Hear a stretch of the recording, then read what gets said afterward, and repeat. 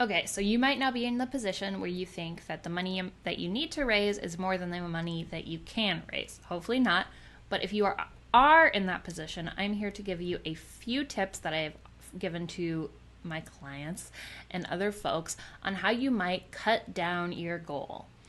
Let's begin.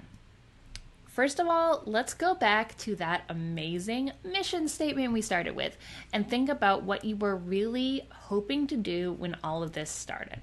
Now, when you put this budget together, were you really thinking about what you absolutely need to do to accomplish your artistic goals and your project goals?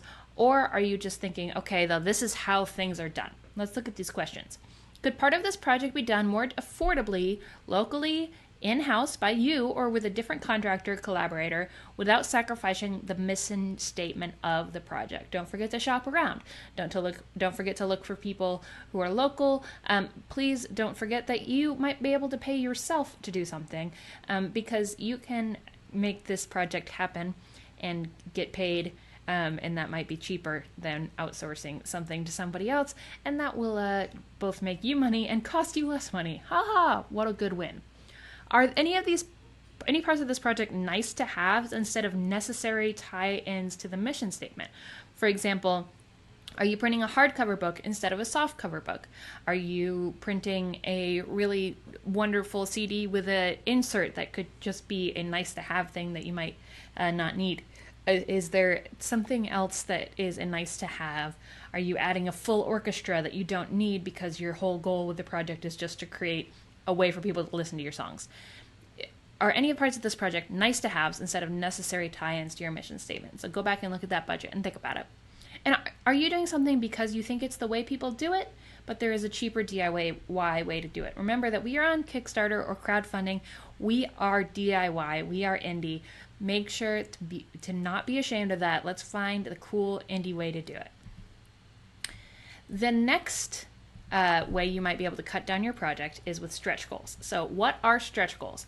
Once a project is funded, a higher goal can be set. So this is not an official thing through the Kickstarter platform, but a higher goal can be set to fund an additional part of the project. So you might be able to break your project into a few different pieces and be able to say, okay, once I reach this amount of money, because I know that I can raise $5,000, then my goal is met. I will get that money. My fans will be charged, and I'll be able to make this project. But if I were able to make a little bit past that initial goal, if I were able to stretch a little farther, I might be able to add that full orchestra. I might be able to make a hardcover book. So I want to show you some examples of what a stretch goal looks like on a Kickstarter page so you can kind of get an idea of what this might be. Shall we go? Let us go. First of all, this is a Kickstarter page for Botanica, a tarot deck about the language of flowers that's happening right now, which I think is really cool. It's just a visual artist has put together a bunch of really pretty pieces of art and has decided to package those together as a tarot deck. It's made a lot more money than its initial $30,000 goal, and as a result, it's going to be able to do some more things. What things? I'll tell you. This is their stretch goals. They have made a pretty image. So, although their initial goal was $30,000, at 55 they added gilded edges to their cards. At 75 they added embossed boxes. A boutonniere pin was added at 100,000. Drawer style boxes. They've just basically been able to upgrade the product into something really fancy as time went on. So this is an advantage both for their backers and for them to create a really fancy product that they might be able to sell elsewhere. So if they wanted to initially do an order of this fancy stuff, it might have cost more, but they decided to ask for less money. Here's another project. Lackadaisy was an animated short film that's actually already funded, but its initial goal was $85,000 and it raised much more than that. And as a result, the goal was to make an animated short film. They were able to do a lot more than that. So the first thing that they wanted to do was to create this short film, but then they were able to add more stuff.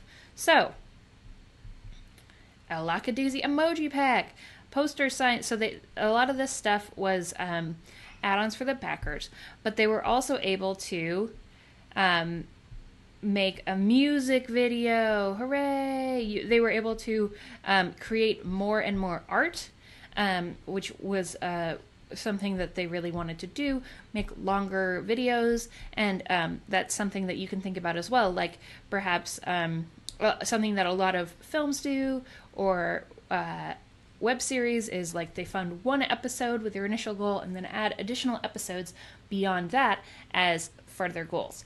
So that is a very common thing with projects like this. Let's go back to our presentation. So one of the things that stretch goals also allow you to do is to get your project funded faster, which is nice, because if a project is funded faster, then you feel successful faster and your audience is excited that you are successful faster. Now, this is something that is a really common thing in Kickstarters, especially in gaming and products, where you'll say like, oh my gosh, this project funded in a day, and that's a really big deal. That's awesome, and let's talk about it some more, because this is something that I always have a conversation about before project launch. People want to back a winning project. Early momentum can mean overall a more successful project, especially if you are depending on casual or newer fans. So a lower or more achievable goal can lead to earlier success and more momentum to ride through the campaign.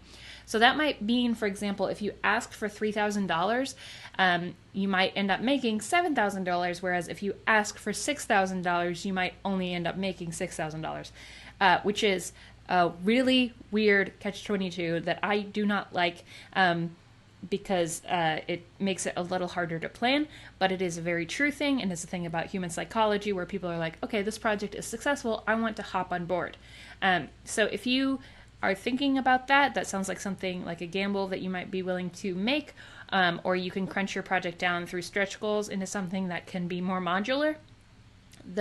Playing this game of making a project that can win early on so that you can have a fun time with your stretch goals, it really does work very well. I have run, I think, 7 projects just for my band, and the ones with lower goals have made more money overall, which is wild. But then, of course, I never want to ask for less money than I need, so I still ask for more money sometimes.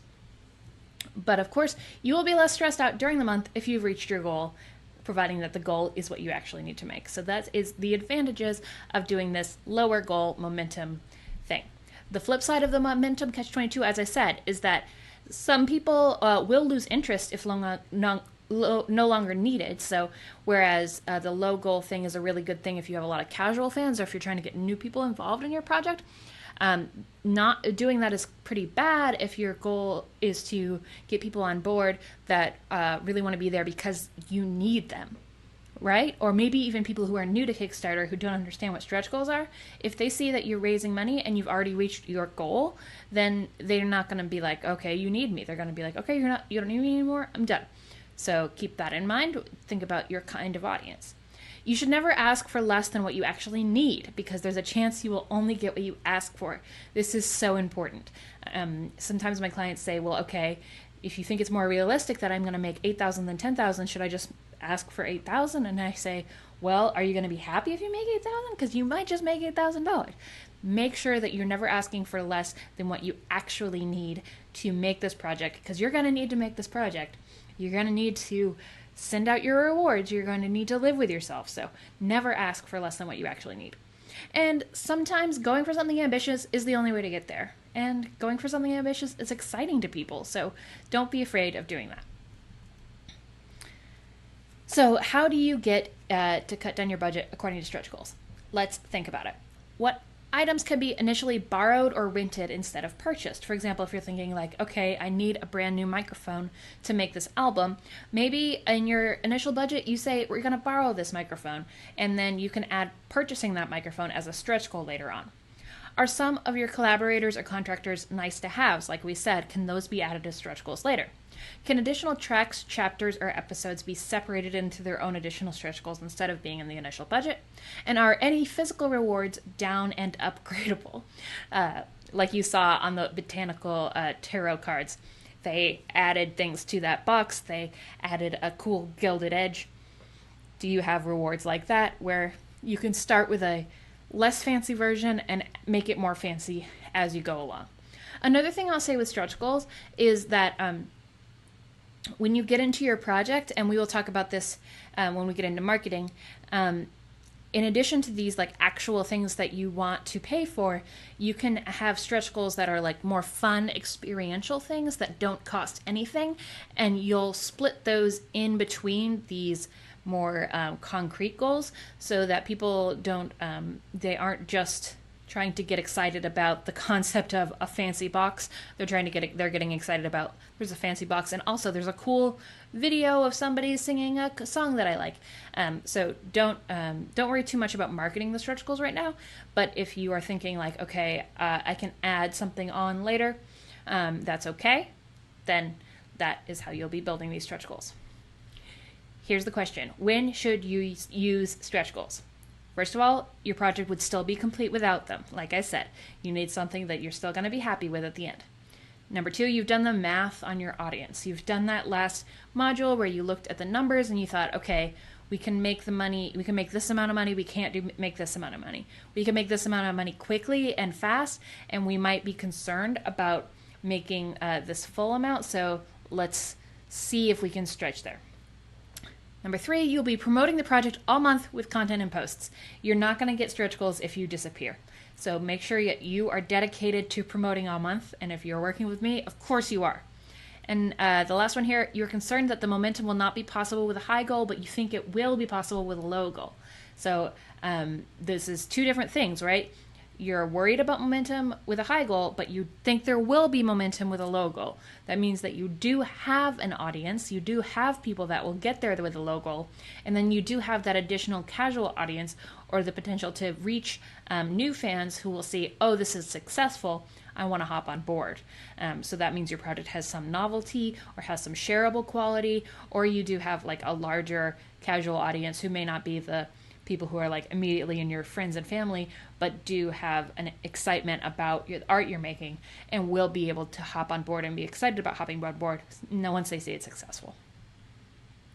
All right, so you have a worksheet that's going to give you some ideas about cutting down your goal if you need to, and once you do that, go ahead and hop back to those last two spreadsheets and see, especially the spreadsheet where you're building out your goal and looking at your awards and looking at all of your backer numbers, and see if you can balance that budget and goal once again before we hop into actually making this crowdfunding page.